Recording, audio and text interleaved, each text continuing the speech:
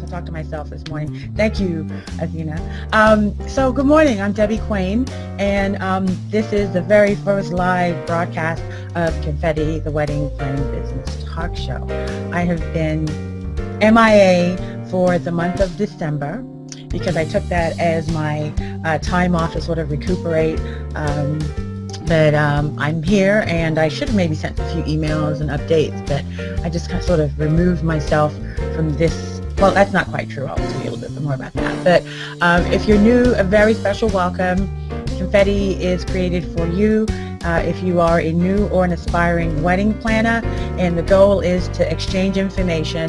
Although I'm the person that's sitting here in front of the camera, on the mic, it's not about me just telling you everything. I want it to be a two-way, three-way, four-way conversation, back and forth, interactive. So if you have any questions or comments, please post them in the live chat room. If you're on the phone, the live chat room is actually on the weddingsforaliving.com website. So go to weddingsforaliving.com/live. You may have to hit the play button. Maybe I should type that in.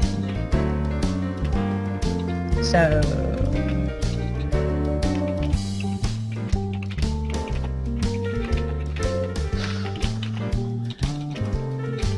okay, I'm typing away. All right, so for today's episode, what I wanted to do was to get a chance to answer some of the questions that I received, quite a few of them, and also try to answer any questions that you may have, just to keep you, just so that you know what's going on with Confetti. So Confetti was airing every Tuesday, right? That's what we were doing, every Tuesday at about 7 p.m. Eastern. I sort of began to pull back from that. Well, December was just an unusual month because December was a time for me to think about what I'm doing for the upcoming year.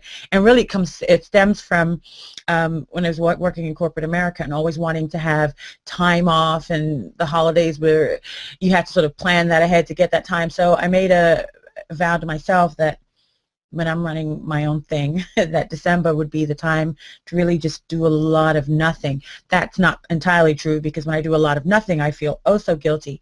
But I did get a chance to think about some things I want to do, think about some things that I want to eliminate, and so forth. So if you didn't hear from me, not if you didn't hear from me, you didn't hear from me, but that's primarily why. So Confetti now, I've decided we're going to air the live session on Saturdays like this for the first Saturday of each month, God willing, and as my schedule allows. And this will be a great chance for you to interact, to go, to ask questions. I will definitely answer some of the questions that come in via email and via the Ask Debbie page on Weddings for a Living, but it's hard to get it all done. But I'll try my best for the first Saturday of each month. But in between that, I do want to kind of take a step backwards, because a lot of folks are new to the wedding planning industry. So the Tuesday sessions, on Tuesdays, I will be recording a lot more basic information about being a wedding planner and about weddings.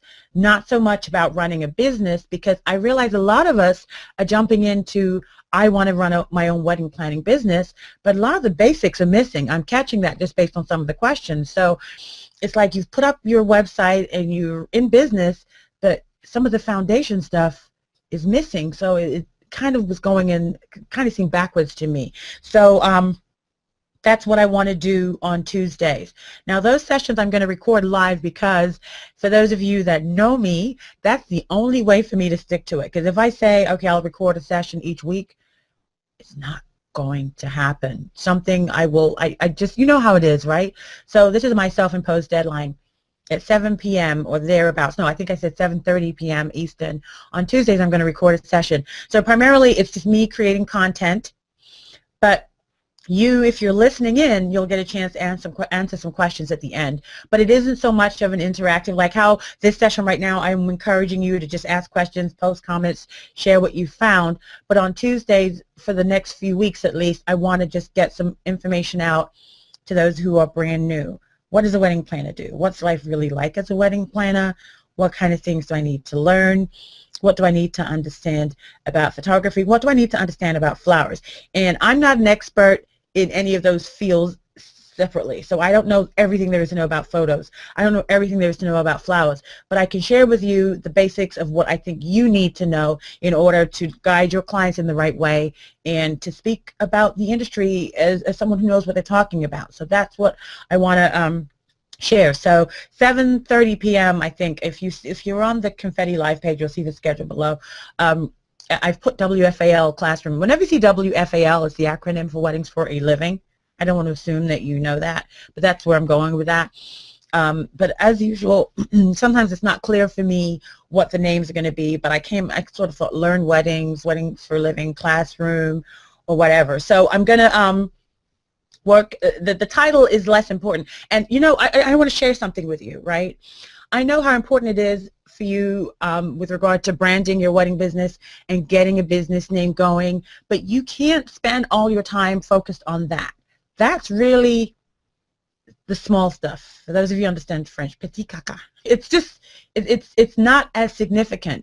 If you spend more time on focusing on what it is you really want to do as a wedding planner, what area, what stuff you don't want to do, how you're going to lay everything out for pricing, what kind of packages you're going to offer, or are you going to do things hourly, if you and honing your skills with regard to understanding weddings, that right now is way more important than coming up with a name and coming up with things like that, because that stuff will come. Just get started on getting the foundation things in place. And I'll tell you right now, that's not the most exciting part, but you have to do that first. And then everything else builds from there. Because as you're learning about yourself and what you want to do, you're going to start learning about some things you don't want to do. And that's going to help you select your corner in the wedding industry as to what is for you. What's for me may not be for you, and vice versa. So don't sidestep that basic foundation stuff, because a lot of us, it's missing. We kind of see what's going on out there and we want to be a part of that. I'm not saying you shouldn't be a part of that, but just do you, get what's right for you, get the foundation stuff, and then the rest, I promise you, will come. I know that firsthand. So Tuesdays at 7:30 p.m. It's going to be primarily audio. It's not so much video. I may just put the video camera on, but it's not for me to interact. It's just for you to have something to sort of observe as I'm recording. But everything will be available for replay later on, okay? So that's where Confetti's going. So you got Confetti Live, which is this thing here on Saturday mornings Eastern. And then Confetti has its own little segments, you know, the Learn Weddings thing. Maybe we'll do a session on like social media. And, you know, for those of you that don't know, I have this love-hate relationship with Facebook. It's more hate than love. So when you send a friend request to me personally, I'm not going to reply. And it's not me trying to be, you know, I'm greater than anyone else. I'm just not there with that. I get Facebook for the business aspect and connections, but I sound super diva-ish, right? But I just don't take that personally. Facebook, I just know it's coming at some point, is just going to do some, it's just not, I'm just not happy with it for me personally, okay? All right, so that's the thing with the Facebook. There is a Confetti Insiders Facebook group, and I don't think I've been on the up and up with getting everyone approved, but I know there are many of you who are already part of the group who are bringing people on. So if you go to confettitalkshow.com/insiders, confettitalkshow.com/insiders, that will take you to the Facebook page, and you can see all the wonderful, fantastic things that are going on in there and the sharing. And I'm not taking any credit for that. It's you. You guys are just, you're doing and sharing, and that's really what needs to happen in our wedding industry. Too much stuff is not being shared. So, you know, years ago, the issue was trying to learn from other wedding planners. That's beginning to ease up a little bit because, you know, everyone's sharing. But what I'm seeing now is a lot of sites and resources for you in the wedding planning business. There's Planners Lounge, Evolve Your Wedding Business, Book More Brides, and I'm aware of those, and I want to share those resources with you. Because what's happening now, I'm going to put it out there, is each of the individual sites seem to be holding on to their crowd, and they don't want to share. And you may have thought I'm guilty of that, and I guess if I'm not sharing, I am. But I intend to share that with you. There's enough out there for all of us. So Weddings for a Living was what I created. Confetti Talk Show is what I created. But as I mentioned, there is several others out there. I'll say them again. Evolve Your Wedding Business, that's Heidi's thing. Planners Lounge, that's another woman by the name of Debbie. Book More Brides, I'm not quite sure who that is. You've got wonderful woman from Australia who does the Wedding Institute, but I don't want to miss Kylie Carlson. So there's a lot of things. I know she does the Wedding Industry Experts. So all of those things that are out there, I want to share those resources with you because we each have our own style. Someone may learn the same thing differently from me than they would from someone else. They might not get it when I say it, but they might get it when maybe Kylie says it. So I want to share those things with you. And for those of you that are listening, if you do have your own wedding planning business blog type thing, I think we need to share more of that stuff. It's not just keeping it all closed and looking at one another as competition. I don't view it that way because we all bring something different, I'm going to say it, to the table. Cliche. But it's true. We all learn differently and we're going to gather. Like social media, I'm not on it. I'm just not. To me, I'm just so busy, and I'm another diva-ish moment. I just don't have the time. I guess I've got to make more time. But I'm so busy doing other things that social media, to me, still is, that's how I deal with it. That's just me. That's just me. But there are others who will grasp and gravitate toward that, and you can benefit. So I intend to share more information about that. So I feel like I'm in assembly. When I was in Malcolm Primary School in London, we had to sit into assembly. We'd sing hymns, and then the headmaster would give announcements. That's what I'm doing now, except we're not singing hymns. If anybody wants to sing Kumbaya, oh, but we won't hear you. Sorry. Okay, so I talked about that. I've started a wedding glossary on the Weddings for a Living site because there are lots of terms out there that we've got to become familiar with, so just keep an eye out for that. You'll see as the words are, as the glossary is created, you'll see links in the different articles and stuff, and it'll just take you to the wedding glossary page. So things like, you know, there's some basic stuff like aisle runner, hopefully you know what that is, but things like kickback, knowing what that is, and understanding the, you know, what a chuppah really is and how that relates to what you do. So that's something I'm working on. If you are, many of us are destined to own our own wedding business, but please don't forget there are quite a few established businesses that are in the wedding industry that will hire you. So if you're looking for a job, or if you own a wedding business and you need to hire someone, please check out myweddingcareer.com, myweddingcareer.com, and you can post a job, you can find a job. You can see all the jobs that come through. It's a little bit, it's not as focused as it should be right now, but that's going to change. So check that out. All right. Just going through all my notes here. Sorry, and then we'll get to the meat and potatoes. I mentioned Evolve Your Wedding Business with Heidi, and Heidi created an audio blurb, but I'm not going to play that today. And Heidi, if you're listening, the reason why is the way it's set up, the audio will only play for one subset of people. So the video people may not hear it, and the audio people will, or the audio people will hear it and the video people won't. So I don't want anyone to miss out. I'm going to play that probably when I do the Tuesday thing. Okay? All right. I think that was it, right? Yes, yes, yes. Yes. So Tuesday, January 7th. Is it the 7th on Tuesday? It's a Sunday, 6th. Yeah, Tuesday, January 7th, I'll do the first Learn Wedding series. So you can just check out weddingsforliving.com. If you look at the very bottom of the page, you'll see some events. Okay. All right. So I'm just looking here. Thank you. Yeah, I did a few different things. If they're selling it, I'm buying it. So thank you for the comments there. The only problem is now I keep leaning my head this way. There's so much weight, but thank you. And I wore my glasses today. The glasses aren't new, but usually there's so much glare that you can't see, all you're seeing is glare. But sorry, I just realized how blind. I just got to keep them on. Sorry.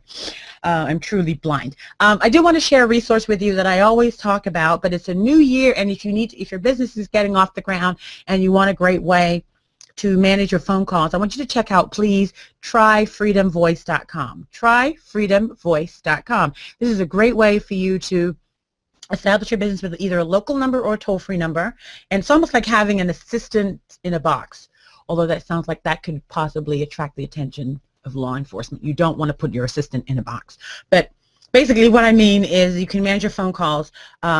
You provide one phone number, as I said, local or toll-free, and this is only for the U.S. and Canada, by the way. But it connects to any numbers that you want. It connects to your cell phone, but you're not having to give out your cell phone number to clients and vendors and so forth.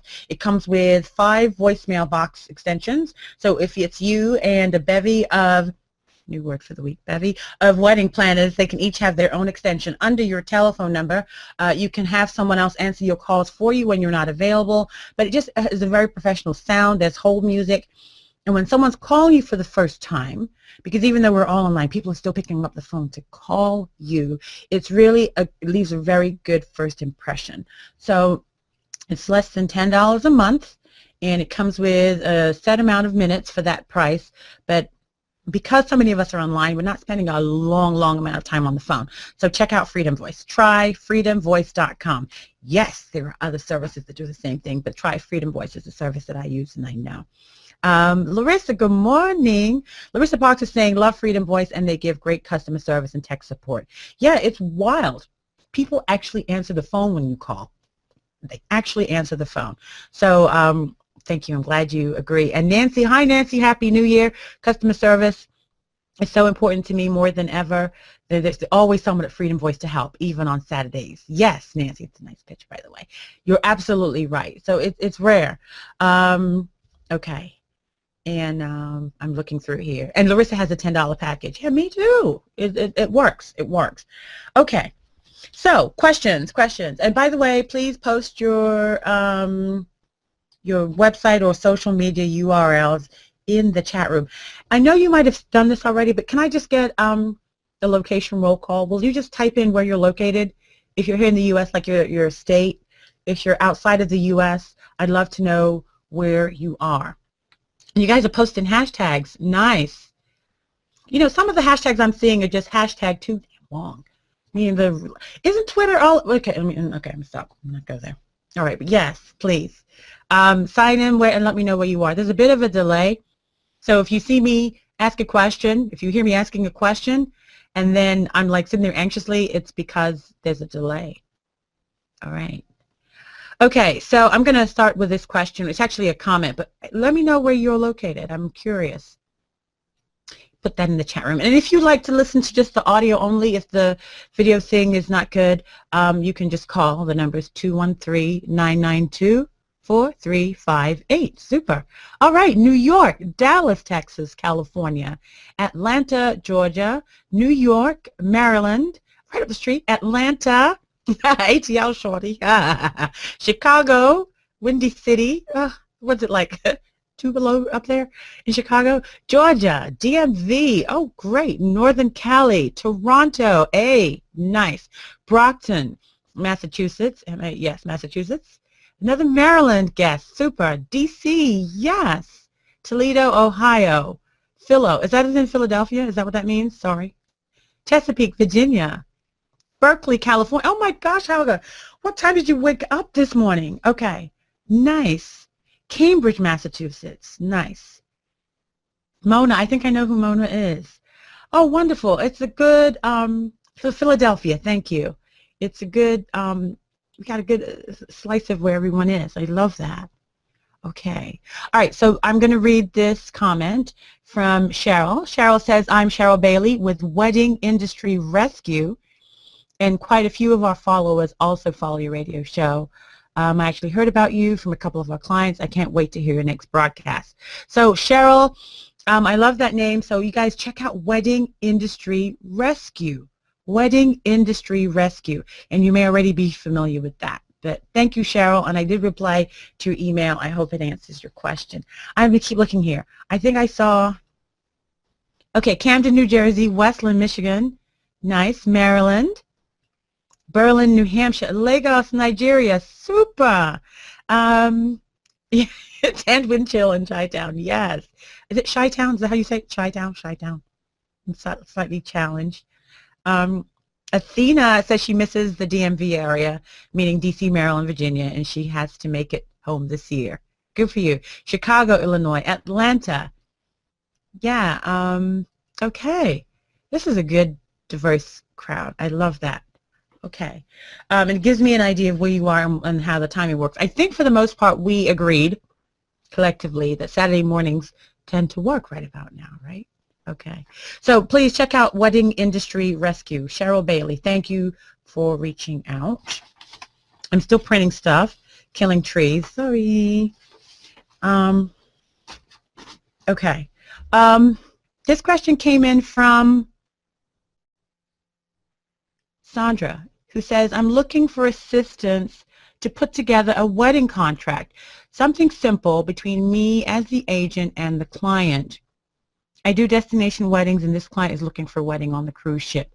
Okay, Sandra, if you're when you're listening, there is a contract. It's actually called a sample letter of agreement on weddings for a living. So if you just type in contract to search, you'll see a boilerplate, meaning it's just a starting point, and you can take out and remove stuff as you desire. What you really should do, though, is to then take it to a local attorney for that person to look it over, see what's missing, what needs to come out, and so forth. So if you haven't discovered it already, check out, go to weddingsforaliving.com, right, and then search for contract. There is one there. Oh, okay, I'm still saying, seeing where everybody is. Felicia, I hope I'm saying your name right, from Manchester, Tennessee. All right. Rock Hill, South Carolina. Tina, I was in Rock Hill, South Carolina last week. I went to visit a friend who built her home there. She's moving from New York to Rock Hill. Love Rock Hill, but it's slightly slower than New York. And we went to the DMV in Rock Hill. Okay, I don't want to diss anybody, but I was like, from there to there was the DMV. It was beautiful. It was just so small, but I really liked the area. I just need, if I'm down there, I've got to find someone to occupy my time all the time. But it's Rock Hill, South Carolina. That is amazing. I was just there off of Route 70, Highway 71 or 70. I can't remember what number it was. And there was a Food Lion. I always see commercials for Food Lions, and there was one there. I was amazed. So, all right, that was my little bit of sharing. Oh, Angela Dennis. Let's ask, since she asked a question. This is Angela Dennis with the Big Day Planner. I like that name. Oh, is that what TBDP stands for? Okay. Sometimes I have to move slowly. When you started your business, did you register as a sole or LLC? Great question.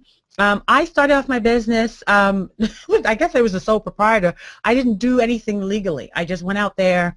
I got a business phone number, which I labored over making that decision. And then that was back then when dinosaurs were roaming the earth. And so I got my Yellow Pages listing. And before the Yellow Pages came out, of course, the Yellow Pages online, I guess it wasn't that long ago because they were online. And like day number 2 of it being listed, somebody called me, and that was my first wedding. So I was set up as a sole proprietor, and I didn't even consider structuring my business as an LLC until many years later. In fact, when I was operating in New York, which is where I started, it was just as a sole proprietor. I had a contract. It was pretty weak now that I look back at it. But when I moved to the DC, I was in the DC area, went to New York, and then came back to the DC area. And when I came back to the DC area, I worked from home for a while, and then I got commercial space. And when I got the commercial space, I knew I had to change the structure of my business to protect what I was doing, because things were growing, and not out of me, but things were growing, developing as my business grew. And then I set up an LLC. And you know what? I don't even think that happened right away either, because, what we do it's not as I'll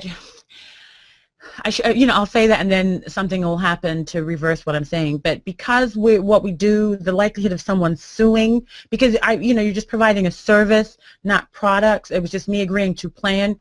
There was less, I was less concerned about that. So I did that, and then I formed an LLC, and I was going to use LegalZoom, go to a lawyer, and I just formed the LLC all by myself, because it really is just me. There are no shareholders or anything like that. So that was my way to answer your question. Larissa, yeah, I saw you asked me that question via email.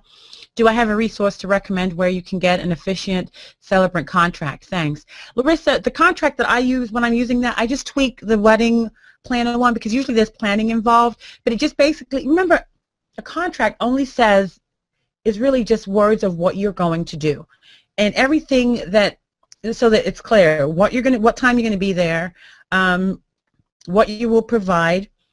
Maybe what you do is you have different packages and you list the packages as an additional page. See, what's the term? See item or appendix. What's the word? So the extra item, and so refer to that in the contract. But I just kind of bundle it all in because it's such a low. It's not. I don't want to say it and be disrespectful when I say it's not that serious, but I just want you to understand. It's just me saying what I do is just take the package information and just put it in the contract without going into all the detail. But the dates, the when, the where, who's going to stand in if for some reason I cannot be there, and what I won't do. Like I'm not going to pick up cakes, pick up items, or pick up guests or things like that. But just sort of tweak that. So I don't know if that helps, but. And I'm saying this, I always have to preface by saying because I don't mean to just be disrespectful. Don't worry so much about it. Just think about what you're going to do and write that down in your contract. Because if you have a boilerplate contract that an attorney has already viewed and approved, all the other stuff you're just tweaking in between. So the other stuff still stands. If you're going to sue me, it's going to happen, and if this goes to court, we're going to settle in this state. If there's a tornado, this is what's going to happen, and all of those things really should be, should be. What was I about to say? I lost my train of thought.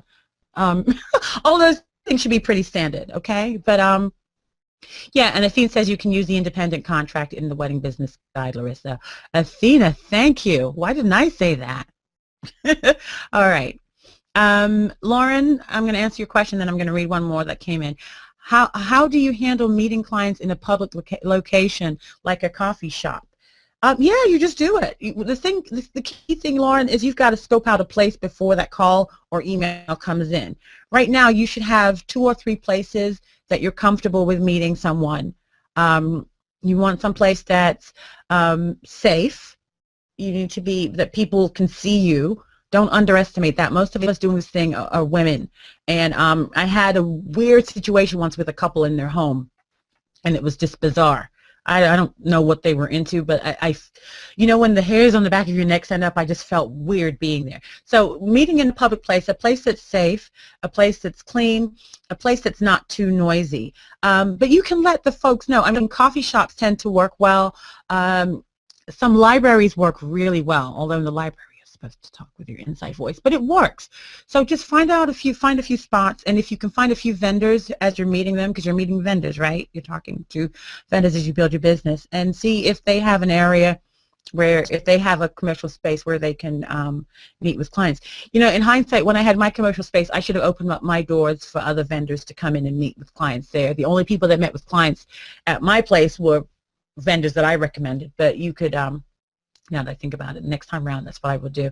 But yeah, just scope out those places now, and let the person, when you always want to get there before your clients, your prospects get there. Prospects are people who haven't yet signed up with you, and let the person know, the barrister, if it's at the coffee shop or whomever, say, you know, I'm meeting a couple of folks here. If someone comes, if you see a couple coming in and they're kind of looking around, can you just point them in my direction and just make friends?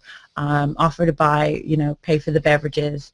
You don't have to do a full course meal, but just, you know, just find out the places now. 2 or 3 places will do it for you. Even 2, you know, would be fine.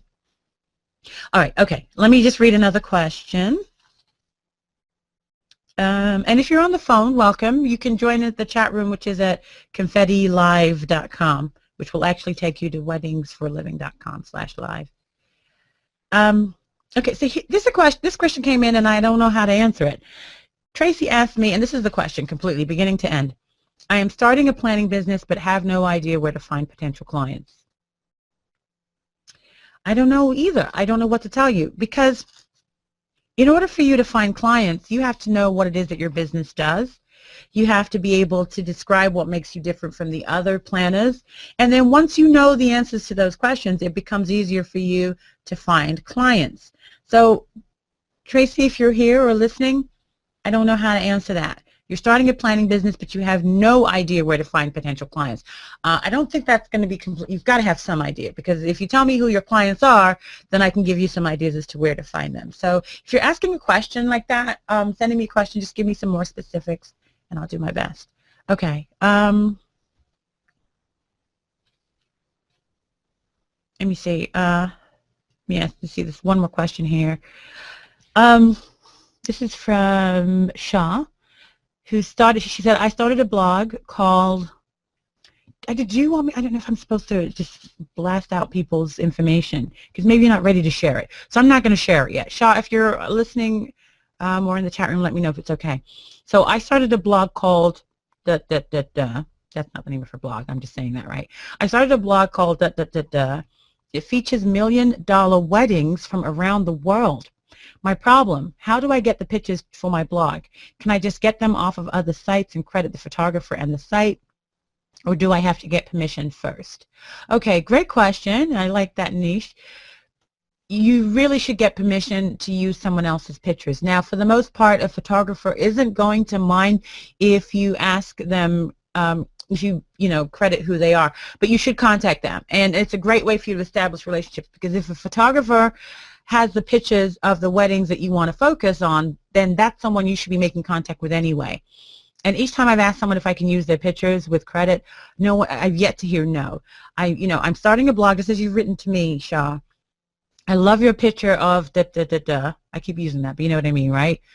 I'd love to, do I have your permission to use your pictures on my site? Of course, with credit back to you, providing credit back to you. And they will answer and say, yes, sure, or yes, sure, but you also need to do such and such. So I would say reach out and contact them. If you want to, use pictures without having to get express permission from each individual, then you've got to find royalty-free photos and find out what the licensing requirements are. Some are okay to use if it's not going on a commercial site. Some of them are okay to use in different circumstances if it's just your site. So I would say reach out to that photographer and ask them. And that goes for any photo. You really shouldn't be swiping photos unless they're part of Creative Commons. If you go onto Google and search images, you can actually select to the right, or depending on what device you're looking at, there's a way to advanced search, and when you set up the advanced search, you can determine which pictures that you're looking for. And there is an option that limits the kind of pictures. And pictures that are okay for me to use on my website, and once you select that, it'll provide the results that fit into that parameter. So, try to get permission and get things started on the right, was it the right foot, right leg, the right way. But definitely I would say try to, get permission. But most photographers, for the most part, I've discovered, don't mind, but don't assume, And again, you don't want to miss out on an opportunity to speak to someone who can probably provide you with more and more pictures.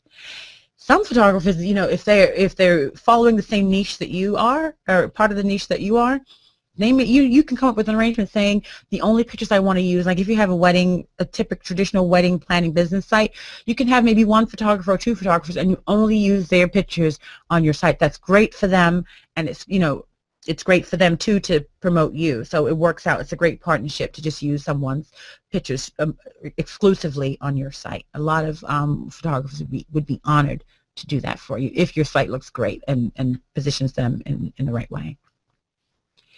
Okay, I'm just reading through the comments here. Oh, okay, so Athena's sort of reiterating, there you go, about meeting clients at a public place. Brenda Sue asks, as a new business, how do you answer clients' questions on previous references when they are one of your first clients? Oh, so meaning when they say, how many, can I speak to other weddings you planned? Brenda Sue, I'm guessing and hoping that as a wedding planner, you've planned some other events. Now, they may not be clients that have paid you for their services, but no bride or groom wants their wedding to be your first. So you should be collecting a group of testimonials, a group of photos of events that you have worked previously. If you haven't, then you need to get some under your belt. And that may mean doing things for friends and family. That's fine. You just don't downplay it the way I just said that. If you've planned a wedding for me, I'm your sister, I'm your girlfriend, I'm your coworker, I'm your boss. but you weren't compensated as a planner, you still want to highlight that you've planned several other events and show me, the new client, that information. Present the photos, and in exchange for any weddings, events that you're planning and the person isn't paying you, isn't paying you any money for that, your payment should be a guaranteed testimonial, guarantee some pictures that you can reference moving forward. So if you haven't done that, and this kind of alludes to sort of that foundation stuff that I was talking about earlier, you've got to do that. You've got to do that unless your name is so well known. It's rare that somebody is going to, I shouldn't say it's rare, because my first wedding, I don't think I had a whole lot of pictures. I sat down with this couple, and I think they were just blown away. What can I say? But no, you want to have some, when they ask you for that, you should be able to present that, even if it's 2 events that you planned again and you weren't compensated. And I'm saying that because that's usually the instance for many of us.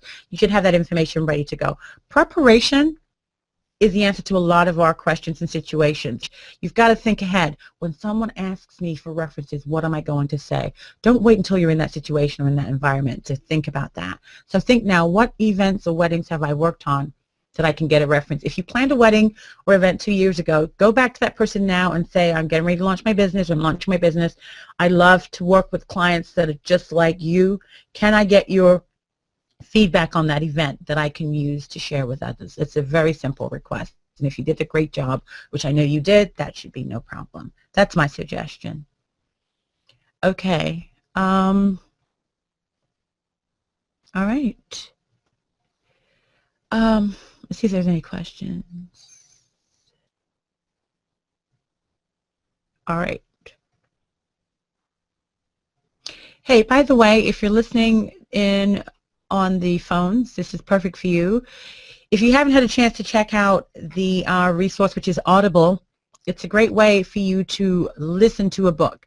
When I was going to Rock Hill, South Carolina, I listened to, I'm still reading The Witness Wore Red reading. So Audible is a great way for you to get your intake of reading by listening. It's an audiobook.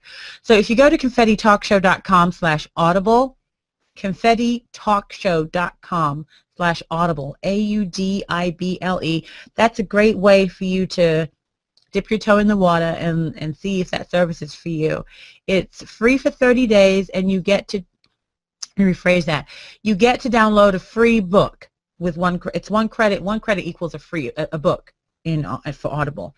Pick a book of your choice, whether it's fiction, nonfiction, and see if you like that, if that experience works for you. Beyond that, you'll have a chance to either continue on with your membership with Audible, or you can decide, I don't want to do this anymore. Either way, that book is yours to keep, so pick wisely. But it's a great resource and works well if you have a long commute, when you're working out, or as I said, if you've just got a long drive ahead of you, you can just let the book play, and it's amazing what you can. It just makes the journey so much easier and smoother, sometimes to the point where you don't want to get out of the vehicle because you're listening to a really good part of the book. So if you don't have time to read, or if you just want another way to, get your information, get your read on, then check out Audible, confettitalkshow.com/audible, confettitalkshow.com/audible. All right. Okay, what other questions? I'm going to read another one that I've got here. If you posted a question before and I missed it, post it again, please.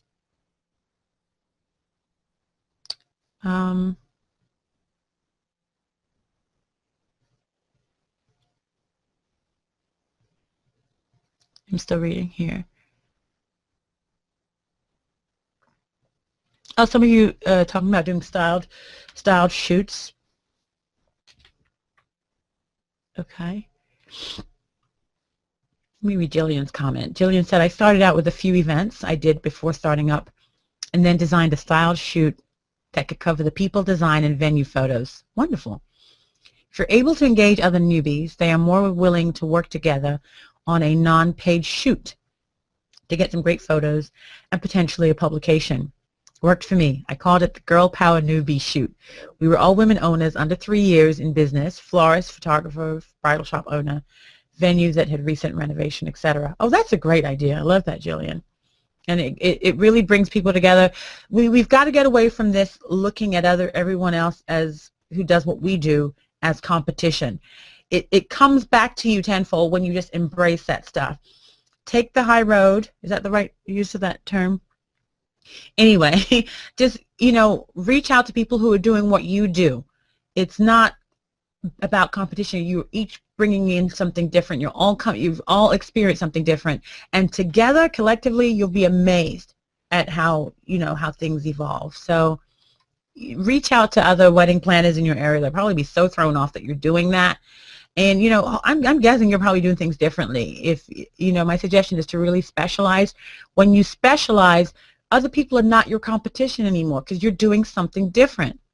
Now, they may decide to come in and, you know, copy you, but you started that before they did, and you've got the momentum going. Don't take my silly advice and reach out to people who are doing what you're doing. It doesn't.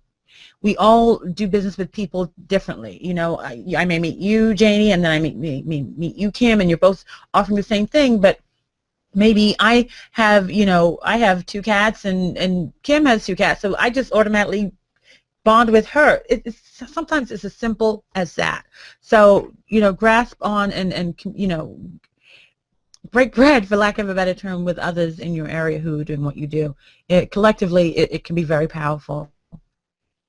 Oh, Audible, sure. I'll type it in the chat room. Someone asked me to repeat it if someone else hasn't already caught on and done it. It's Confetti Talk Show, typing as I talk, show.com/audible.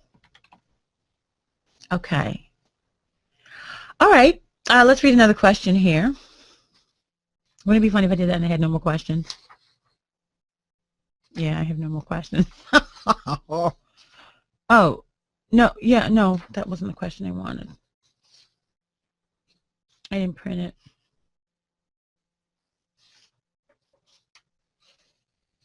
There was one more. Nope, didn't print it. Okay. It is what it is. I'm going to have to do those after. Hey, oh, wonderful. Okay. The Big Day Planner says, I agree with specializing. I plan Asian-themed weddings for Christians. You got it. Bingo. I love that. I love that. So don't be scared. And I hear it all the time. I know it's counterintuitive that you feel, and I battle with this all the time. It sounds weird to decide that you're not doing certain weddings. It's okay to refuse a wedding. It's okay to decide I'm not doing that job. It lets that individual know that this is my specialty. And you begin to rise above everyone else because you stay true to that specialty. And don't find a specialty and then bury it. I've said this so many times. I don't want you to find a specialty and then when someone says, what do? You say that I plan Asian themed weddings for Christians, but I'll also do this, and if you need me, and even if you're not doing that, don't do that. Don't do that. Because if they want you to do something other than that, they will ask you, and then you can decide. You don't need to start watering it down by saying all the other things that you're willing to do. When they ask you and say, I realize you do Asian-themed weddings for Christians, but what if we don't have an Asian-themed wedding? Could you still help us? We do want a wedding that reflects our faith and so forth. Would you be willing to plan that? And at that point, it may strike with you and say, yeah, I can do that. That's very similar to what I'm already doing. Or you may say, no, that's too far removed. I don't feel comfortable doing that. But you're still staying, you see what I mean? You're still staying true to who you are, but you're not announcing it that way. Let them come to you, because if they're drawn to you, they're going to ask you that. And when it's a great feeling when somebody really wants to do business with you. It lets you know that you're on the right path. Okay. Oh,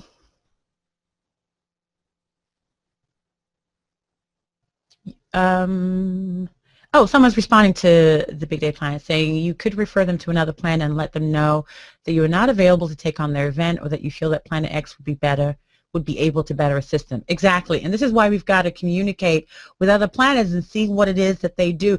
As you meet wedding planners, if you have a specialty and they're doing something very general, I think it's okay to encourage them. I mean, not force them, but just say, you know, I'm having great success with specializing. Have you ever considered? Or when you hear them talk about some of the weddings that they've planned and you notice that they tend to do one type of wedding over and over, I think it's a good thing to suggest, have you ever thought about making that your specialty?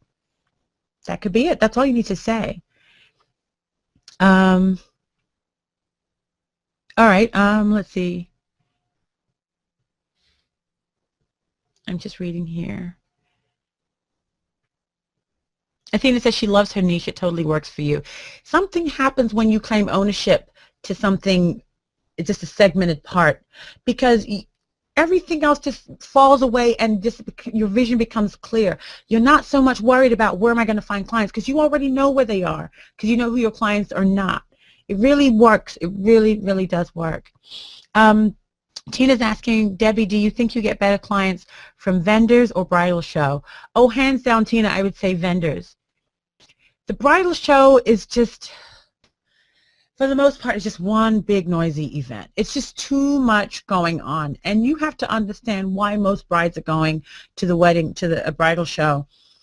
They're not usually going to find, okay, I'm going to find my caterer, I'm going to find my florist. They're usually going to see, and maybe I'm wrong. My feeling is there's just so many distractions and what free items that they can pick up, and it's very noisy. I think when you meet with vendors one-on-one, it takes more time, but because it's a one-on-one conversation, it's easy for them to see instantly if you're a fit with their clients, and you can do the same for them. Is this someone I would recommend? Is this somebody I would suggest? Because once you agree, once you get past that, once you make the decision, I like what this person does, it's easier for you to send clients their way, and they will do the same for you.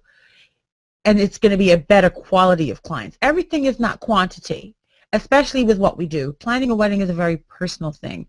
So, and then the other part is it's not repeat business. Usually people are planning a wedding and they get their wedding, the wedding's done, and they're out the door. So you have to stick with any business that you're running. If you have recurring business, if you have recurring income, that means it's steady for you. Again, with weddings, it's not that way. The one part of weddings that is repetitive are the vendors. They're doing weddings all the time. So it makes sense for you to partner with them because they're always in the mix. They're always doing weddings just like you are. Your clients, again, it's a one-time thing usually. So when you make friends with vendors, that's where the business starts coming in. Another wedding, okay, let me call Tina. Another wedding, okay, let me send you over to Tina.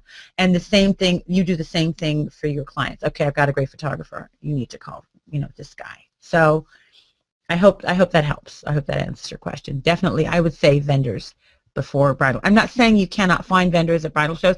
I have found, what I find as a planner for when I go to the bridal show, I'm usually picking up cards from all of those vendors and deciding if I want to reach out to them. And usually a few days after the bridal show, I'll say, hey, I saw your booth at the bridal show. I really like what you're doing. Can I come over and learn more?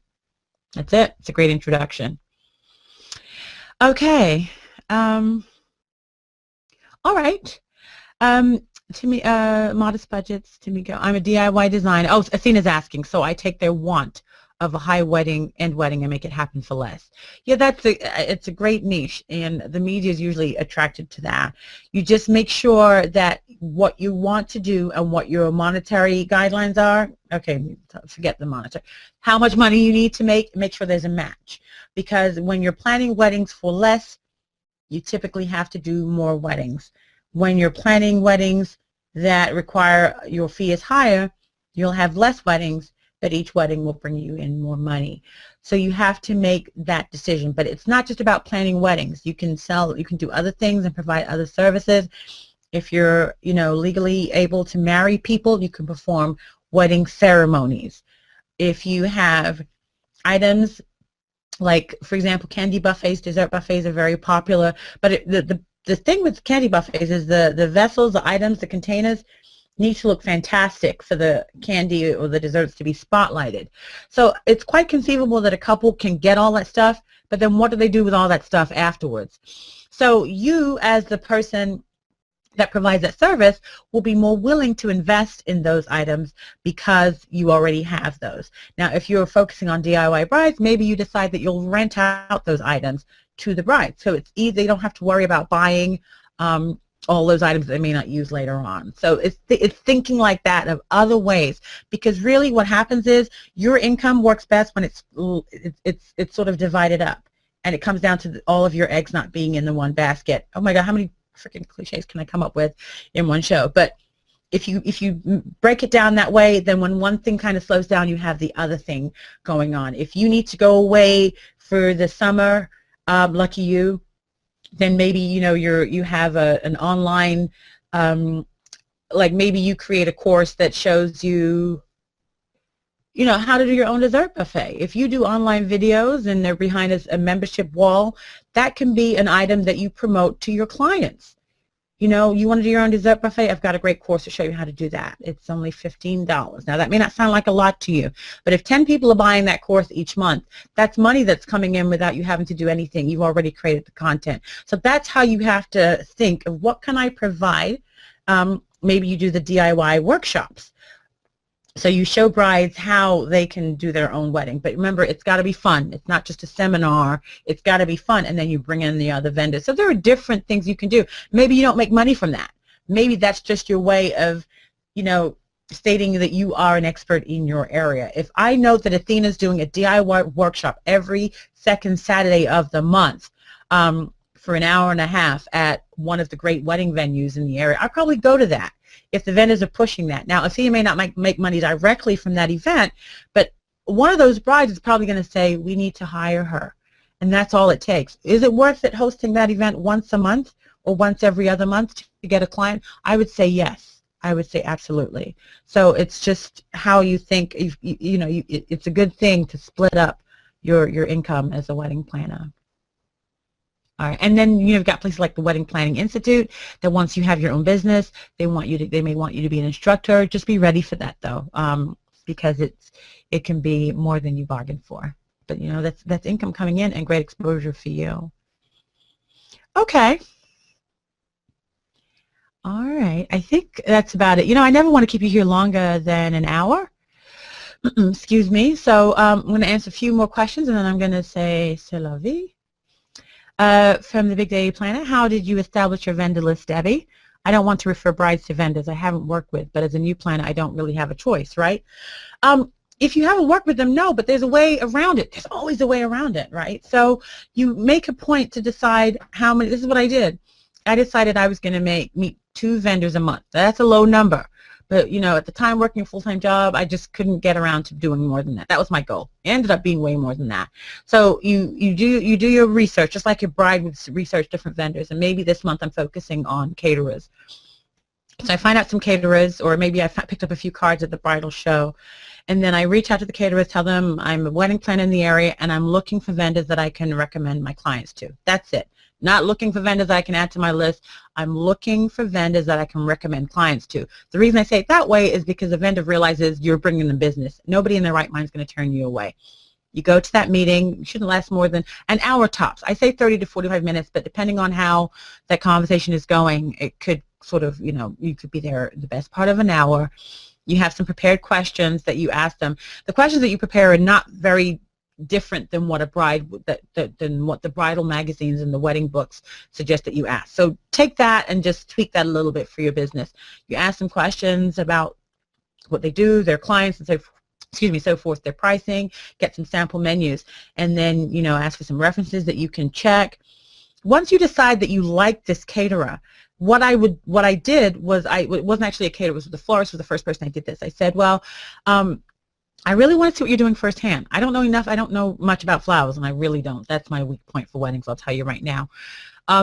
Could I come and maybe shadow you with, help you with a wedding that you're working on, an upcoming wedding, or maybe just help you cover the phones in your shop for a couple of hours, on a Saturday? It would be great for me to see what you do firsthand. The florist I said that to was like, yeah, sure, come on in. And when you're in that environment, what happens is you see the behind-the-scenes stuff. You get to ask questions. You don't want to be a nuisance because this is a money-making venture. You're there to help. You don't want to get in the way. But what you do is you start forming this relationship. They get to see the kind of person you are, and you're probably already favored by them by just going out on a limb and doing that. And every great vendor you meet, you then say, what other vendor would you recommend? Who should I talk to next? And because they're not likely to recommend a competitor, they'll say, this is the caterer you should reach out to, because if you're at the florist, they'll say, this is the caterer you should reach out to, or this is a photographer you should talk to, or have you been to this venue? And you're likely to get a list of other vendors in different categories. And then you repeat, you sort of rinse and repeat. If it's a vendor you don't really care for, that's okay. You don't want to express that for them to know. You just keep that, you make your notes, and you kind of move on. But, you know, it may not be a fit for you now, but later on it may be someone that you've got to call on. Because, you know, as a wedding planner, there's always a chance that a vendor may not show up at a wedding, and you need to have resources of people that you can call on. And it's easy to do that when you call that florist who you worked with for a couple of hours a few months ago and say, we're stuck. I don't know what happened to the florist. They bailed out. Can I come by? Can you pull together some bouquets for me that we can use for this wedding? That's easier for someone to accept that because you've established that relationship. But you keep building those blocks, and that's how you start creating your vendor list. You don't need a laundry list of vendors. If you can get 3 in each category, ideally someone who's sort of mid-level, meaning budget mid-level, higher end, and budget, you know, lesser cost, that's good. 2 in each category is a great start. But each great vendor you meet, you ask them about other great vendors. If they're great, they're likely to recommend great vendors. If they're not great, why would you even bother asking about others? Their standards are not up to yours. So that's what I would do. That's what I did to build the vendor list. And then as the more weddings you work, and that's what's going to happen, they're going to start recommending you to their clients. It's just the law of reciprocity. As you work more weddings and other vendors see you in action, they're going to ask about you and start to recommend you. But you have to know what you're doing, because many wedding planners have made it awkward for the rest of us, because they're in it for maybe a hot second and then they're out, or they're in it and they don't really do what they're supposed to do. So we get a bad rap because it doesn't take a lot of money typically to get into our business. So other vendors, photographers, caterers, venues don't take us seriously all the time because of that. So when you just do what you're supposed to do, you're just standing out, you know, compared to all the others that are sort of like fly by night. So that's my suggestion. I hope that helps. Tamiko asked, has anyone added creating floral centerpieces to your service? I have added the service, but not wanting to compete with my florist. I can see that. I plan to just do centerpieces for a max of 12 tables. That's good. I like that. So this is perfect for rehearsal dinners, other social events outside of weddings. So I am working on a plan on how to market this side of the business. Any suggestions? Oh, that's a wonderful idea, because I can understand you not wanting to compete. But you know, the idea when you say a max of 12, that's good. It's containable. You can do that within your wedding business without going crazy. What you've said is great. I mean, you promoted it for your rehearsal dinners and social events. I would suggest, add my 2 cents, is to promote that as a service to the restaurants and the venues where people typically hold the wedding rehearsal dinners. I would promote that there and have them be your advocate. Maybe you provide that as a service to them wholesale, meaning you reduced your costs slightly, and I know you're thinking, well, why is she having me reduce my costs? When you reduce your costs, it means that they're marketing the business for you. So if any rehearsal dinner that's booked there, they can either build in the centerpiece to the cost, or they can recommend you, and you just drop off the centerpieces to the restaurant, and the restaurant does the rest. It depends on how they want to get involved. But wherever the rehearsal dinner is taking place, that's a good partnership for you to market that. But specify what you just specified to us, that it's for a max of 12 tables.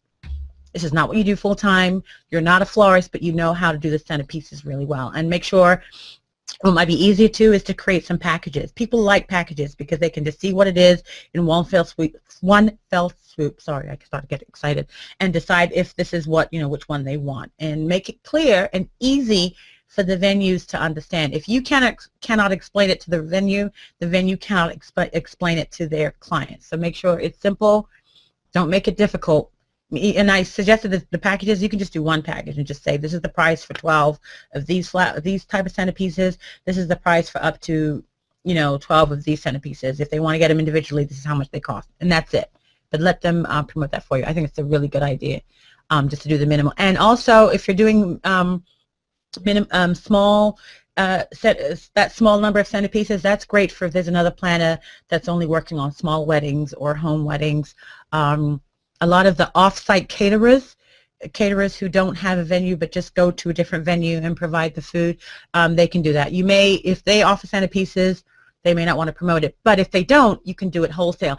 Anything that you do that's a product, if you can get someone who has an audience, the same audience that you want, you can give them the service for a reduced cost because you're not having to market it then. They're just going to call you and say, okay, we've got an event next Friday, need 6 of your yellow centerpieces. And that's it. You don't have to market it. It stands to reason that you should charge less for that. And that's money coming in for you without you having to make any effort. So just make sure the price that you offer them, wholesale, you don't offer to anyone else.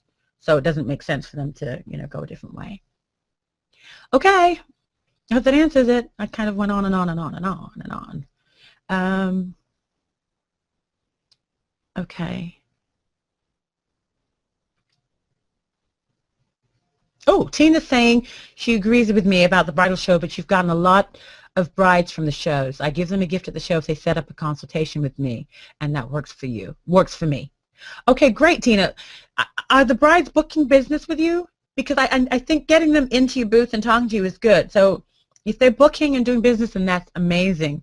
And you've figured out a technique that works. Just be careful with if you have a gift, this is to everyone, that you want to give away at your bridal show, it's not for everyone. It's got to be, because people are just going to grab that and stick it into their bag. You want to have a date, and it needs to be a warm lead, someone that you can seriously consider you might do business with, not someone who's just, yeah, okay, we'll give you a call, but someone you connect with, then you give them the gift. Okay, otherwise you'll be out of gifts to the first 10 brides that come by your booth. Okay.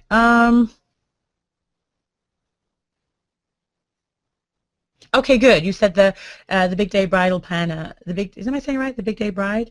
The big day planner. I'm messing. There's no bride in there. The big day TBDP. Thank you so much for the information. You're still working full time and trying to build my business. Good. Yeah. This is the time. Use that full time job to help fund your business. And to also see it's less strain. It's an not awful thing, but it's a stressful thing to be running a business full-time and not knowing if you're going to clear expenses and make money and be able to pay your household expenses the next month. Been there, done that. It's a lot of stress. So you want to make sure you're in a situation where the money's coming in, which is why I'm suggesting if you can get the money that comes in from more than one source, when one thing isn't making as much this month, the other part can pick up. So individually they may seem insignificant, but as you start adding them up each month, you'll see. And then when one area takes off like gangbusters, like maybe you do the centerpieces and you realize that's working out to be way more effective, then you can push that. It's great when you have a system that you've figured out, and then all that's left for you to do is to market it. It's horrible to market something that you're not even clear about on your own. Have you been there? I know you've been there. You're marketing your business, but you're not quite sure what the pricing is. Ugh. But once you have it figured out, it's easier because you can talk about it confidently, and people get it because you get it. I can't get something that you don't get, right? So it's a good thing. Figure out the systems, get all that foundation stuff figured out for the first quarter of this year, and then say, come April, I'm just marketing. I'm just pushing this thing. I know you're eager to market, but just get the foundation stuff worked out first and then start pushing it. You'll be ready to go by the time summer gets here, at least in summer in the U.S. Okay. Oh, my gosh, it's past 11. I don't want to keep you here too long. Let's see. I'm missing stuff. I hate when I'm missing stuff because I can see by your responses I'm missing stuff. Helga says, when vendors are slow to return calls. Oh, someone asked that question, what do you do when vendors are slow to return calls? I tend not to use their services. Communication for me is key. I understand they may be busy, but it only takes a few seconds to shoot an email or return a phone call that says, hey, I got your message, and set up another day or time to actually speak. Yeah, Helga, I think you're right, but also pay attention to that. Many of us jump into running a business because we think that's the route to go. I'm not trying to say that you shouldn't do that, but you have to be ready to put on your big girl panties. Ooh, your big girl pants, sorry, or your big boy pants. And that means you're no longer taking on the employee role. You have to answer the phone. You have to reply to emails. I struggle with this even now. And a lot of the emails that come through, I knew I need to do a better job. But when you sign up as a business and say, this is what I'm going to do, you have to reply. You have to be ready to be responsive. Otherwise, people will look at you and say, yeah, but that's the company, she doesn't answer the phone, or I can't get through to her, depending on your line of business. So it speaks, and Helga's right, it speaks to what you can expect. This is a silly sentence. it just tells a lot about what you can expect when someone isn't responding. Somebody can be very good at their craft, but running the business is something completely different. So you have to be honest and realize what you can and cannot do in the amount of time that you have available, right? So you may decide that I want to run this business and I'm going to still work my full-time job, but if you cannot answer the phone Monday through Friday 9 to 5, what's going to happen when the brides are calling you Monday through Friday 9 to 5? What's going to be your plan? The time for you to figure that out is now. And if you know you're not going to be able to take those calls between 9 to 5, then you've got to come up with something else. Maybe you're only doing weddings part-time. Maybe you're only doing day of. Maybe you set up an automated email response that says, I've got I received your information. I'm going to get in contact with you. Typically, I return calls after 6 p.m., between 6 p.m. and 10 p.m. So your website doesn't say that your business hours are 9 to 5, 9 a.m. to 5 p.m., because that's what everybody does. That's not you. You've got to be able to say that I will return your call between 6 p.m. and 10 p.m. Now that sounds late, and that doesn't sound like that's traditional, but it doesn't matter. That's when you're available, and they understand that. A lot of times it's preparation. If I know you're not going to be able to return my call until 6 o'clock this evening, I will be okay with that if I want to do business with you. But if you've got your hours as 9 a.m. to 5 p.m. and I call and I don't get a response between 9 and 5, why are you putting those hours on your website? Because that's what everybody else does? No, don't do that. So it's things like that you've got to pay attention to. And sometimes you go against what's traditional. You go against the flow of what everybody else is doing. But that's what works for you. It sounds a little selfish, but then at least your client and prospects know what to expect. Or maybe it's a matter of you hiring someone else to take your phone calls for you 9 a.m. to 5 p.m., almost like you create your own little answering service. Use a service like Freedom Voice. You route the calls to that person, and all they've got to do is say, hi, Debbie's not available right now, but I'm going to take your information and have her call you. A lot of people just want to hear a human being. You know how we talked about at the beginning of the show? You call Freedom Voice and someone answers the phone. That's so bizarre right now that if you answer the phone, you automatically stand out. So if I pay someone to answer my calls, and the only time I'm paying them is when a call comes in, maybe it's a couple dollars a call, I'd be willing to do that. I don't think I'm getting 50 calls a day. But if I get a call, 3 calls a week, and I'm paying someone to answer those phone calls because they're home during the day and they're going to relay that message to me, that's so much easier. And it just speaks volumes, puts you on that professional level. So those are the things you have to think about, because you don't want to be the vendor that other people are saying, I called them, but they don't reply. They don't answer. They're not responsive. And it may be something as simple as that. They haven't figured out the system. So that's why I say work on the foundation now before you jump in and say, website's up, business cards, I'm in business. Be ready to deal with all those nitpicky things. All right? Okay. I hope that helps. Okay. Oh, Guest 71 is saying, I use a caterer who is really, really great. His presentation is wonderful, the best I've seen. Food is unbelievable, but I find that brides get very impatient with him. I know what you mean. And you may have heard me talk talk about that story with the great florist for this wedding we did, and the florist showed up minutes. I don't know, my blood pressure must have gone through the roof. But they finally showed up, and they were very kind of laissez-faire, like, yeah, we're here, da-da-da-da. Never used them again. I don't care how great those flowers look. I'm not going to do it. I'm not going to do it. So you don't want to be that person. You don't want to be that person, okay? Okay, I think I'm going to wrap it up. We're going to do another live show the first Saturday of February. But between that, remember, we're going to do February the 1st. Look at that. So at 10 a.m. Eastern. If you go into weddingsforliving.com / is it Ask Debbie? I'll have to put it in the email. You can leave your question there. Either type it in or leave a voicemail. And I'll start playing them back in between those weekly shows. So just know the weekly Learn Weddings is not as interactive. It's a great way for you to just get information, because what happens, the same way I need self-imposed deadlines, you may need the same thing. You may get the recording and see the recording and say, I've got to listen to that, I've got to listen to that, but never get around to it. But if you know that at 7:30 on Tuesday, she's going to be recording, I'll just listen in as she records it. One less thing to do. And that's the same way I would suggest approaching your business. You just decide, okay, this week I'm going to do that. One less thing to do. It's better to do the small things consistently than wait until you have an opportunity to spend a whole lot of time trying to cram everything in. The little bits are good, and you feel better. I love nothing better. I still use pen and paper. I have this huge board behind me that I'm posting things on. I'm going to show you some others. I always say I'm going to show you, but I really mean I will show you. I'm still a visual person. You know, I have the iPad and all of that, but I still come back to pen and paper. And I haven't even graduated from a pencil. I'm still using a pencil. But I like to be able to just cross things off, and I feel good. One less, I did that. Okay, I did that. I did that. And if you do little things consistently, you'll feel better and feel like you're progressing, as opposed to saying, I don't have time this week, I don't have time next week, but the last weekend I'm going to sit down and do a cram session. Okay? Okay. All right. I'm looking through. I'm going to leave the chat room open so you can continue talking. Victoria says she's guilty of dropping people for not communicating. It's what we do. It's what we do. Okay.